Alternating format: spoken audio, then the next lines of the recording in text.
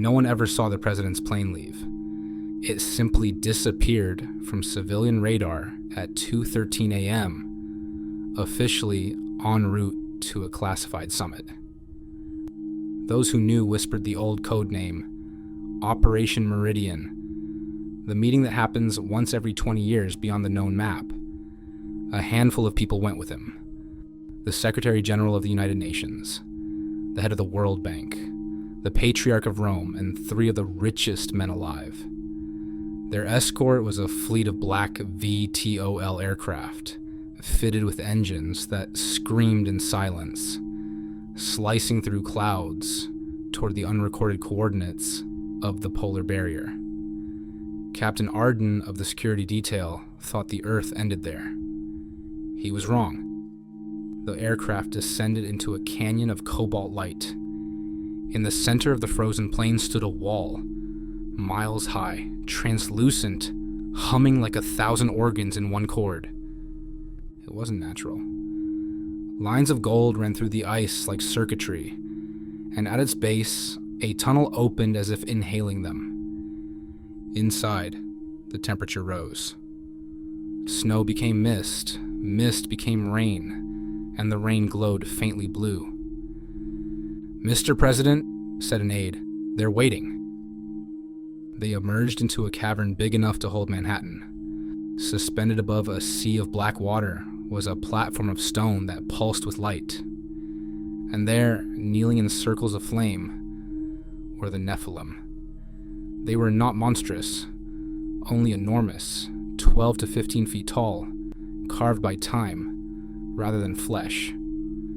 Their skin shone like moonstone veined with fire. Each wore crowns of crystal that rotated slowly, orbiting their heads. When they spoke, it wasn't in sound but vibration. Every heart in the room beat to their rhythm. "Children of dust," one rumbled, "you return seeking permission again. What chaos brings you now?" The president stepped forward, voice trembling. "The surface nears collapse. Climate, war, famine. We need direction." A ripple of light passed through the giants. "Direction? You were given free will, and you forged chains from it." One of the financiers, face ghost white, unfolded a metallic case.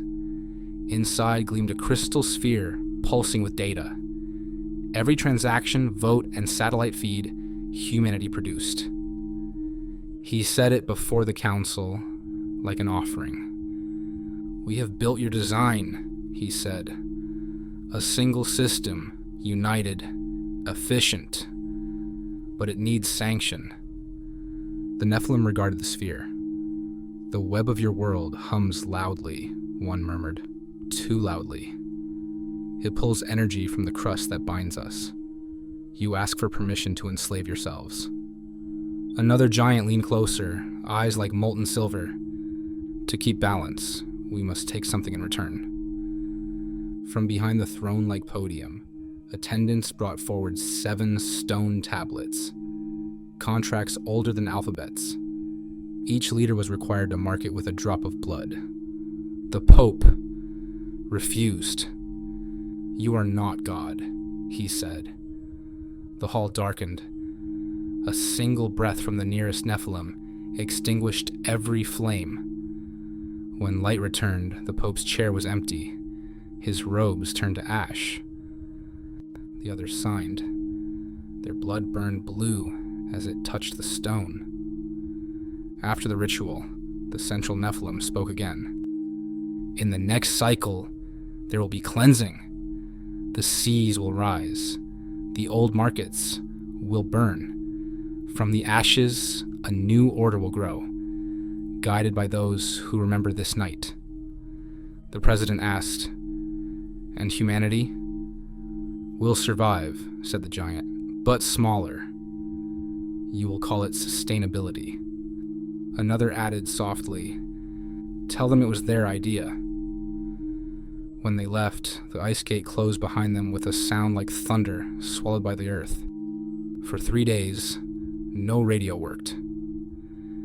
When the aircraft finally reappeared on radar over Greenland, all flight logs before that point were blank. The president said nothing to the press.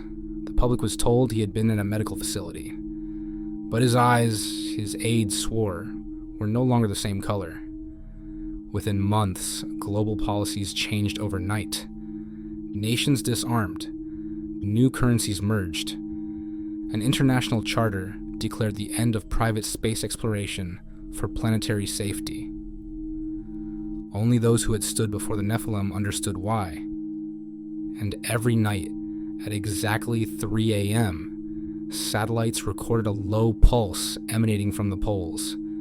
Steady, rhythmic, like a colossal heartbeat under the ice.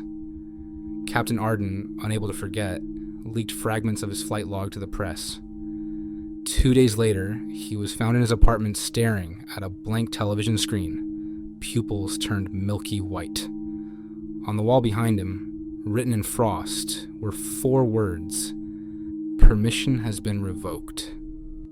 It is said that when the auroras over Antarctica form a perfect ring, the gate will open again, and the Nephilim will summon the next generation of rulers to renew the covenant.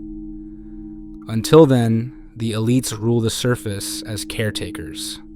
Not kings, not presidents, but custodians waiting for orders from the beings who sleep beneath the ice. And sometimes, in the pauses between world events, when the news goes silent and the wind outside sounds almost alive, you can hear it, the deep vibration of their voices deciding what happens next.